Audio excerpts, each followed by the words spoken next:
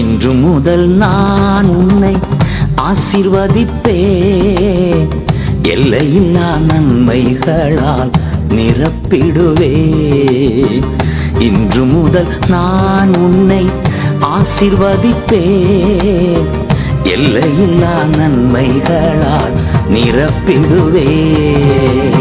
பெரிய இனமாக்கி ஆசீர்வதிப்பேன், உனது பெயரை நான் உயர்த்திடுவேன்.